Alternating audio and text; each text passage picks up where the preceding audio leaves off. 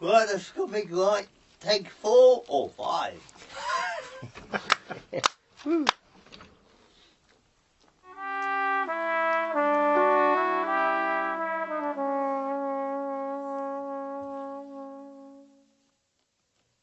Can someone tell me what There's something about Melbourne, Australia. It refuses to accept that it's a major city. It wants to be magical. It wants to be whimsical. Art simply sprouts like trees in public spaces. Rivers defiantly cut through industrial high-rises, and everywhere you look, Melbourne is trying to remind you that a city is its people, not just concrete and commerce. It's creativity, it's expression, it's magical. It's no wonder we find busking on these magical streets, an artist who embodies the universal cry of the human condition. But what if I told you that busking artist also won Australia's version of a Grammy, or that she's working on her 4th album? I have a story that could change the way you think about music. I have a story about Melbourne's own Jessica Paige. Another ordinary rainbow. life, electric colored, glossy pastel magazine from the 70s, cocktail party waiting for a queen, the king of mystery, sparkling pink champagne, holding a diamond ring, how I long to see your face again. Before there was a bustling city of steel, plastic, and fiber optic cables, there was a time where the only way that you could have heard music of any kind was to hear someone playing or singing music live. The simple act of listening to music was, in every sense of the word, an event. You had to look for it. You had to plan for it. I can imagine that one of the best things that could ever happen on the way to market was finding a poet-musician on the street playing his lute. Those musicians were humanity's connection to itself. Think about it. Every piece of music for the common or middle-class person was special. It was memorable. Today, we press a button and listen to the first 5 seconds of 10 songs in a row in less than a minute as we scroll past them to get to the one that might hold our attention for a little bit longer. We literally have music playing in the background like wallpaper as we talk and eat at some noisy restaurant. The purpose of the musician, I think, may be lost in a world like that. And in a world like that, when a musician opens up her guitar case, puts it in front of her to collect change, and starts strumming that guitar and singing on the street, those who gather around hold hands and throw some change and pull out their smartphones, those people may have needed that reconnection to humanity even more than the early listeners who almost never had music at all. Here in Melbourne, that's exactly what this musician chooses to do. And yes, it still serves the same purpose in 2023 as it did in 1723. Jessica has allowed us unprecedented access into her day-to-day life to document her final months of a project that's taken years to complete.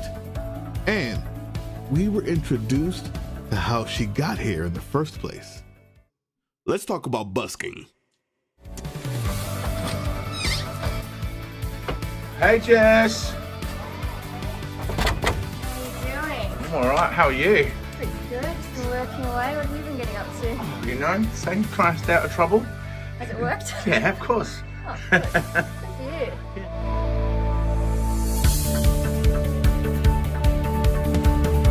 you. So, sorry about today, but it's going to be a bit hot, so instead of busking, I thought we might go to some gigs and do some stuff like that. I'm done with that. Alright. Ramen? Ramen? Oh my gosh. Yeah. Busking. Oh yeah. When did you start? I was 14 when I started busking. And yeah, then I never stopped. And it was my main income for maybe 20 years. Really? 18 years maybe. So you consider that your day job? Literally? I used to, and I liked it better. I could have had other jobs, but I liked it the best. It's a beautiful thing, busking. There's no alcohol involved. People stop and listen because they want to hear the music, not because they want to have another drink. Yeah, and it's open to everyone. Children can enjoy it. Like it's wonderful. And like a lot of my friends that are musicians that had making money working in venues, they ended up being alcoholics and stuff. So like I feel very lucky that I had that opportunity. And like now I still busk, but it's great because Jerry and I just busk and we use it for our projects. That'd be Jerry Smith. That's Jerry. But you've met him already.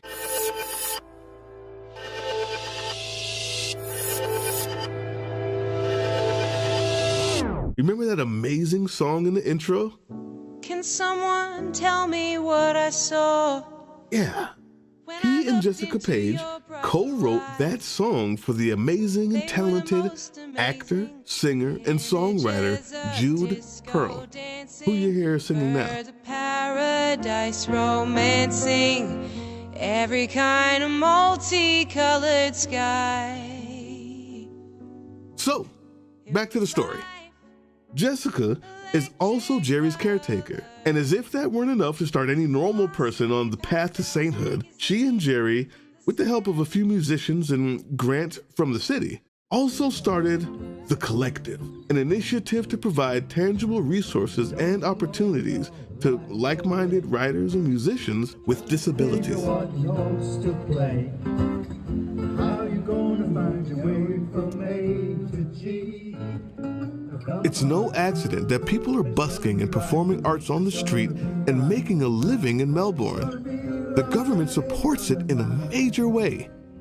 Welcome to Melbourne, a city that inspires experimentation, innovation, and creativity. We're immensely proud of our lively street performance culture. Many world-famous artists got their start right here on our street. I don't know if in Australia that seems normal to you, but let me tell you, in America, there is nothing like that here. That's pretty much unbelievable. Busking is so normal here that at 14, she was stuck in the city with a friend and no money to get home. Never worried, she simply put her hat down and made the bus fare home. Busking. And you made $30 in like an hour. Yeah, and I gave my notice on the way home. I passed I was walking past. I went and I said, something incredible's happened. And the manager said, what? What happened? And I said, I went busking and I made $30 in an hour. And he said, I only make $17.45 an hour. And I said, really? He said, yeah. And I said, I think I'm going to quit. And he said, I think that's a great idea. What's your best busking experience? Oh, there was a dance troupe and they all came and they started dancing and it was beautiful. It was traditional, like Taiwanese dance. It was incredible. That was probably my best busking experience. Okay, well, your worst, and why? There was a guy that came up to me. It was late at night. Oh boy. Some people around, and he flicked on a lighter, and he was doing this under his hand, and he said, "That guitar's mine." I was holding the guitar, and I said, it's my father's guitar. I didn't say it's my guitar. I said, oh no, it's my father's guitar.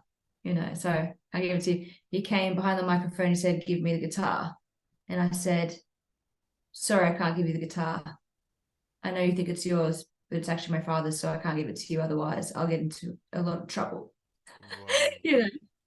And and he kind of then left, but he was insane. Like I thought he was going to burn me with a lighter or something. He thought that you were easily intimidated. he wouldn't have to really do anything. He could just say it strongly enough, and you do it out of fear. I do it out of fear, I guess. Yeah. I didn't. I am not easily intimidated, and even if I am intimidated, I do not let myself succumb to intimidation, because you have to respect yourself, and I just couldn't respect myself, you know. Sometimes you see some pretty strange people on the street. It takes a lot to scare me, but there's some pretty crazy things out there.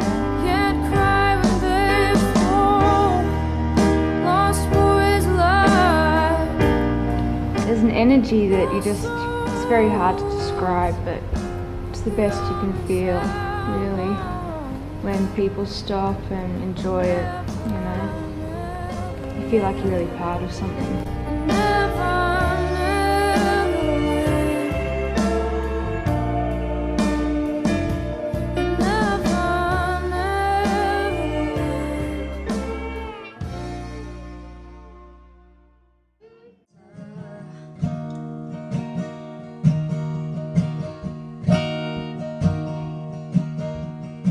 An Absolutely Ordinary Rainbow is a poem written by Australian poet Les Murray, in which a man sobs in the middle of the street and a crowd gathers to witness the quote-unquote dignity of his weeping.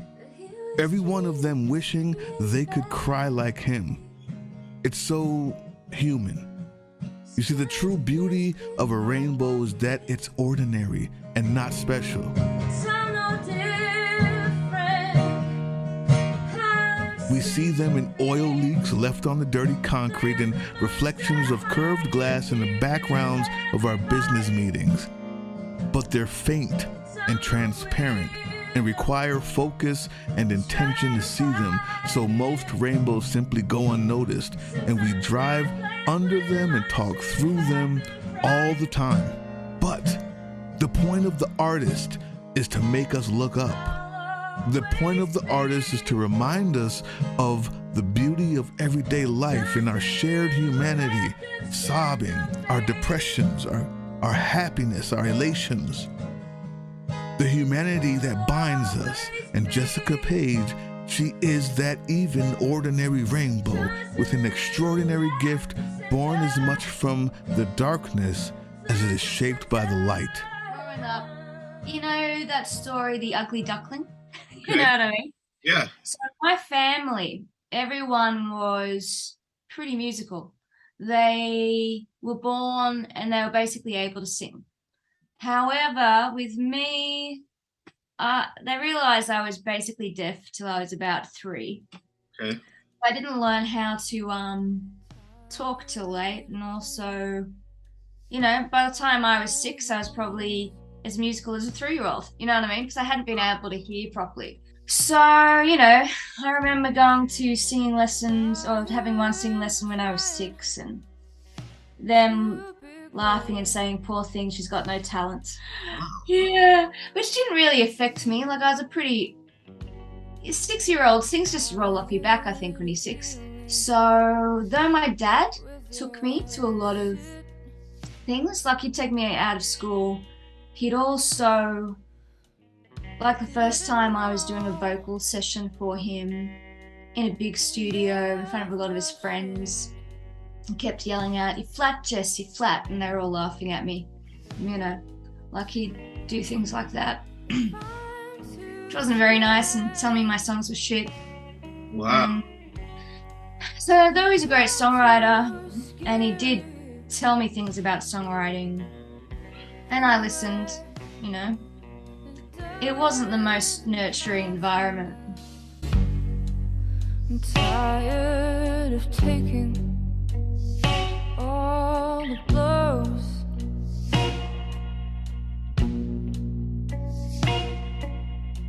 I have noticed something about songwriters, and I find it very interesting.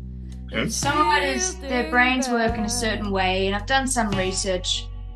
Basically, trauma in the childhood when there's trauma, you kind of escape into this fantasy place, which is the amygdala in your brain. And basically, people who are songwriters that are good tend to have a bigger amygdala. Now, I won't pretend to know much about the amygdala, but I do know that research has shown that people suffering from depression, anxiety, or even physical ailments like cancer can find relief from their symptoms by expressing themselves through art. So musicians and writers who've gone through trauma more than likely used art to survive that trauma. And yeah, under those circumstances, you get really good at it.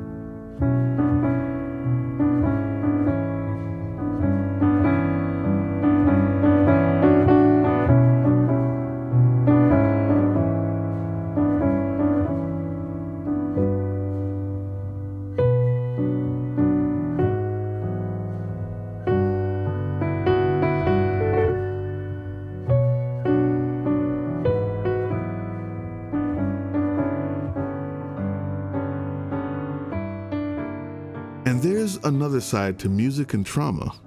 It's you, the listener. According to Dr. Christine Bacho, quote, research has suggested that sad music plays a role in emotional regulation. It evokes pleasant emotions like bliss and awe, along with sadness, and is more likely than happy music to arouse the intensely pleasurable responses like chills and the release of hormones like oxytocin and prolactin, hormones associated with social bonding and nurturance. Sad music can actually facilitate recovering positive mood, end quote. So, it turns out music isn't just for fun listening, or a really good teaching tool to help memorize your ABCs and vocabulary words. According to Dr. Bacho, the music made by artists like Jessica and the others shown here provide a viable, temporary substitution for a social network, a close friend, a comforting hand on your shoulder, and a house call from a trusted family doctor.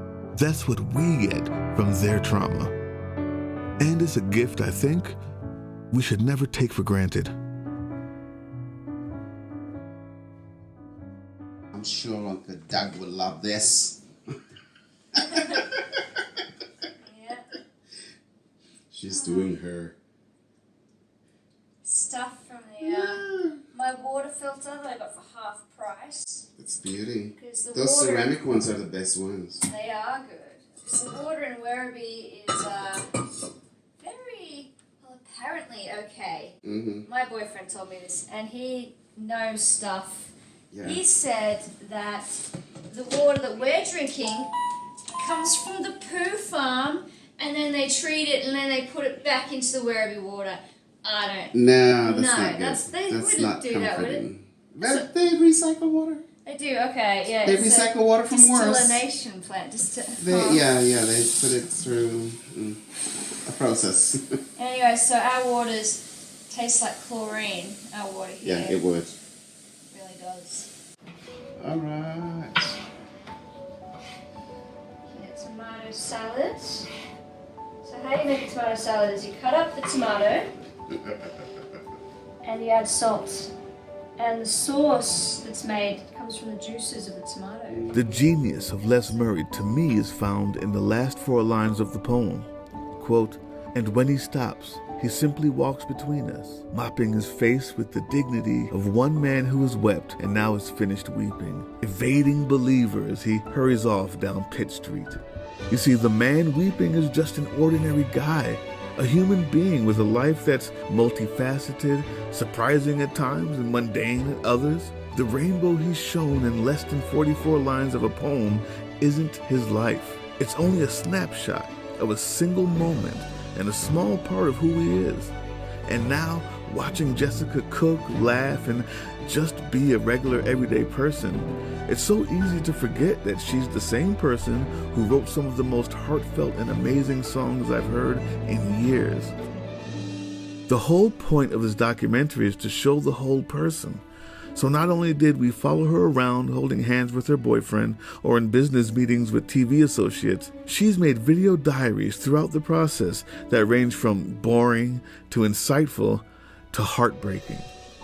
Let's move past the snapshots and meet the same person who has to find a way to raise money for studio time, but wins national songwriting awards like it's nothing. So I've got some award. I won 4 awards at the Music Oz Awards, which was Song of the Year and something else like Song of the Year, APRA Songwriting Award, maybe for that one, not sure. I've also got an APRA Songwriting Award. APRA Songwriting Awards, they're kind of like the industry award where they look at what's the best song. Wow. It doesn't have to do with sales and stuff. Yeah. So I've got one of them, and a lot of my favorite songwriters have that award as well. That's freaking amazing. Are you kidding me? And listen to you. Well, I think I won 4. I don't remember. Like, I was at the top of every rooftop going, did you know I won this award? Yeah, well, I think that, I don't know, like there are a lot of awards. There's probably like 20 or something. You know, all I wish is that they gave more money when you won. And since she's not going to tell you, allow me to give you just a few of the awards Jessica Paige has won. The APRA Songwriting Award, the Music Oz Top 10 finalist in the pop category, Best New Artist at the Sound Vault in Melbourne, the Range Songsmith Award, the Australian Songwriters Association, the ASA, Open Section in 2010, and the Pop Dance section with her song Miss You. And that's just a few. Most recently, in 2014, she was nominated along with her collaborators Daniel and Gideon Frankel and Alex Werman for the APRA Screen Awards for her song Begin Again, the song in this trailer you're watching right now.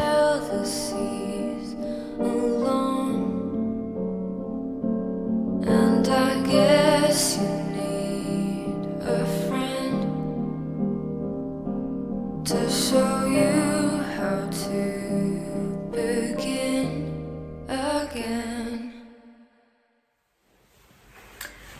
So I'm keeping a video diary of sorts for you, Doug. I haven't been recording that much lately to this kind of diary. I've actually been feeling a bit low and overwhelmed. I've got so many projects on the run and it can be overwhelming. And sometimes I feel scared I won't get it all done. What a fear to have.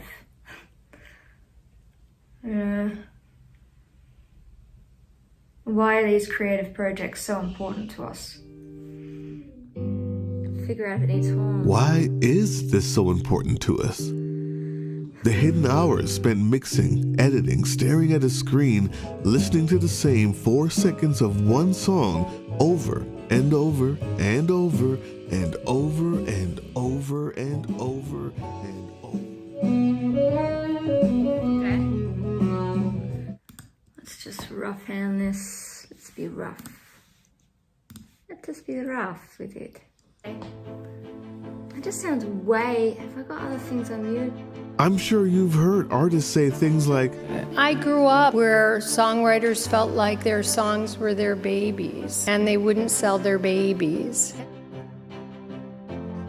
I don't think there's any expectation of sincerity left in music from artists. And I believe that artists are sincere, and I think to be an artist, like an actual artist, it comes from deep within us, and it's a necessity that we have to put it out. And I don't just mean being an artist as a singer or a writer. And maybe that's the reason it's so important. For an artist, it's a necessity, not a pastime. And even though it's a necessity for us, life doesn't stop for it. Real life is still waiting for us on the other side of that computer. But I'm not in it long enough at a time for it to really take me off of music at all. Like, you know, if I was doing this every year, I mean, I'd just be a zombie, I think, you know.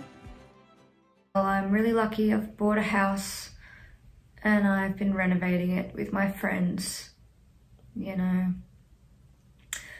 Gotten out of a relationship that wasn't very great and was robbed after that. There's just a whole lot of things that have been very stressful. But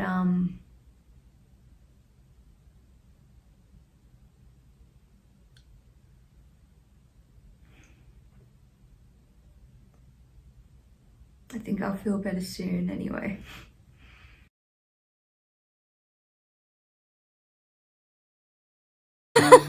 which is not very famous.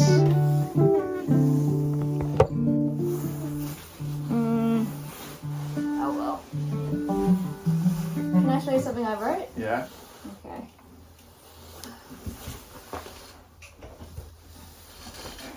The king is in we all together, is all together, is all together, is all together, as naked as the day that he was born. So it's another one where it's just the This is Eric McCusker from a pretty famous band called Mondo Rock.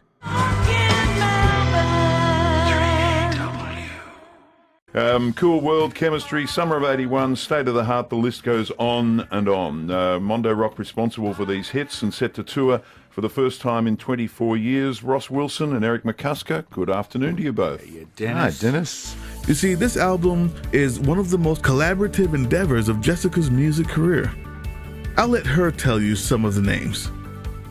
I'm recording it with a lot of Melbourne's greatest musicians, such as David Jones, Eric McCusker from Mondo Rock, Philip Rex on bass, Tim Wilde, Paul Grabowski, and he's quite a famous composer down here. Hey guys, I'm in the studio with my friend who doesn't want to be seen.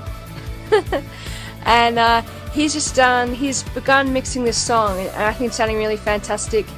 This is an example of some of the music that's going to be coming out. Is this even recording yet? The opportunity to work with her heroes is just one, though. She's made connections for the first time with radio personalities, CBS Radio, jazz stations, and the chance to get played on these stations. But perhaps the biggest opportunity is the chance to get her music licensed with a TV show. And that's a TV show where she's a part of the writing and the concept. And this is a big deal, guys. As far as artists' big breaks go, this is it. And I'll try to explain why this is such a big opportunity in a second, but let's hear what this show is all about and why it's so important first. Now, let's see if I can get through it. There's nothing more important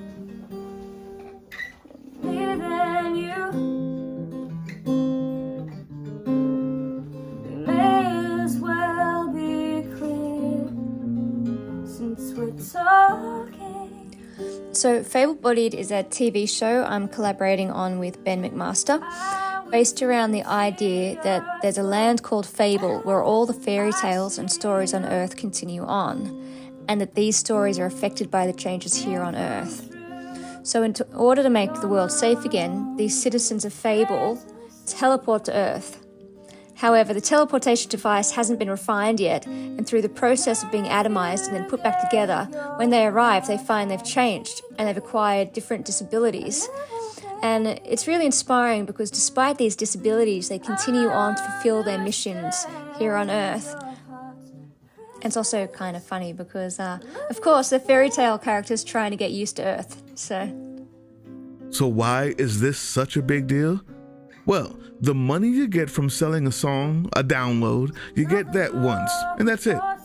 But when you have music licensed on a TV show, you get paid every time that show airs, and every time it's clipped for promo, and every time the name is used, and so on and so on. And like I said, it's a really big deal. So we're proud of her. She's proud of herself. In the end, all of this stems from her just being a good person. And her choice one day at 14 years old to go busking for bus money home. You alive now, Jimmy? All of the trauma couldn't dim her light. Because of busking, she meets Jerry and becomes a caretaker. Out of that, she extends it to helping everyone with disabilities and talents. And out of that, a TV producer on the other side of the world notices her talent and decency, and now she's writing music as well as scripts for TV, while still helping those less fortunate than her. In all of this, I've not only learned that perseverance, decency, and being really talented are things that you probably need if you want to make it. But no matter what, there are a plethora of amazing artists out there who you will never hear of because their light will be buried under the constraints of an unfair industry. That's just how it is. And every artist has to face that in their own way.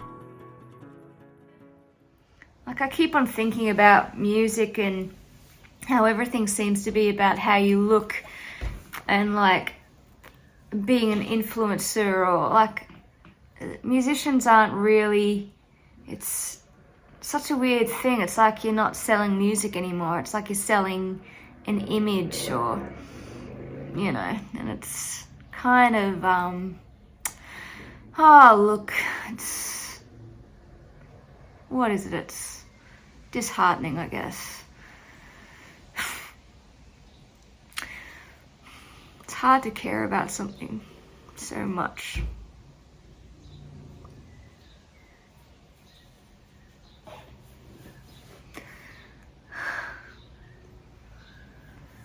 And I've been really emotional lately.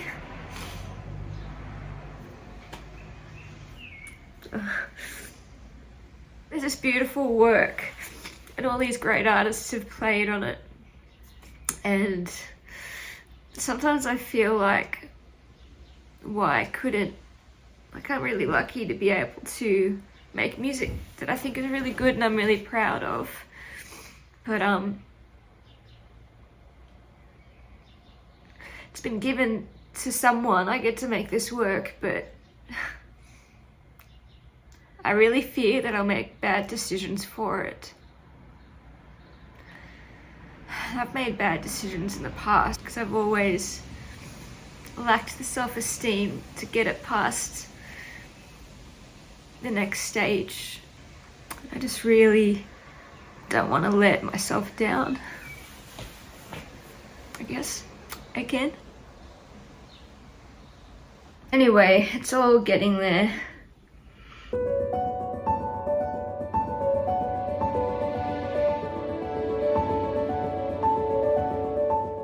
When I started out to make this documentary, I was expecting to have a lighthearted romp while listening to cool music in big studios. What I found instead is an expansion of the definition of artistry and what it means to be a proud product of Melbourne, a city that seems to understand the necessity of self-expression. I found a superstar with a heart of gold and has grown from a solitary musician healing herself with strings tuned just right to a confident, caring, beautiful person that makes some seriously world-class music that is worth supporting. She needs support from all of us for all these reasons, and I never said that before in a documentary. But yeah, what I found was a story documenting a journey that only this city could have provided the GPS for.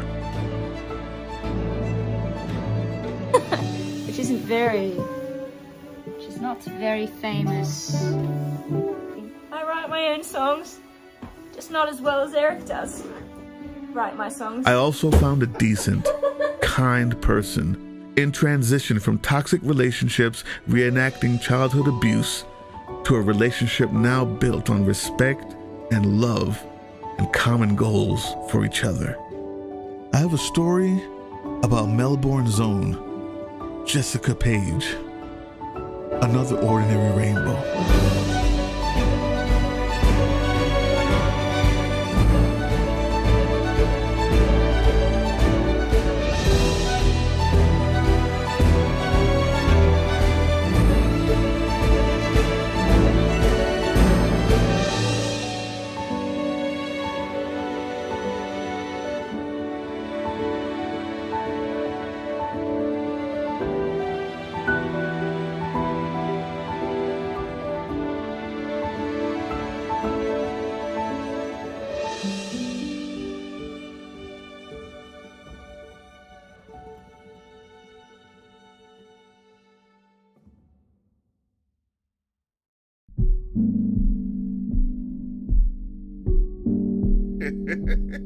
I'm going to be recording a string section soon for one of the songs. Ooh, nice. Yeah, there's a guy down here, Paul Grabowski, and he's quite a famous composer down here. I don't know who he was because dyslexia makes it practically impossible to remember names. Right. You know, information retrieval can be a problem. Yeah.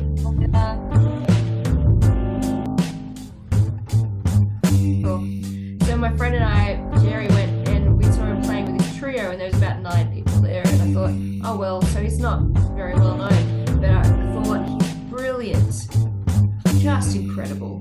And I thought, well, for the next week or two, I woke up and every morning I thought I should get in touch with that guy. We could make great work. And then I thought, it's just so weird to contact someone out of the blue like that.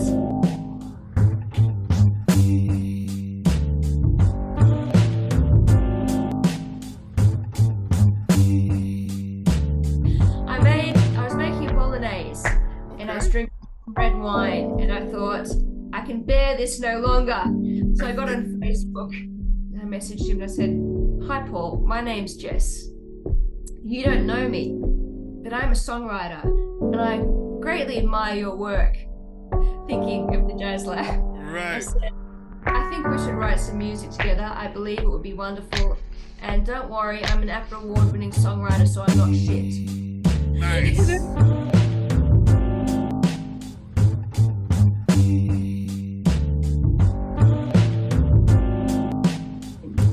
I probably didn't realize how well known he was until about 6 months into our working relationship.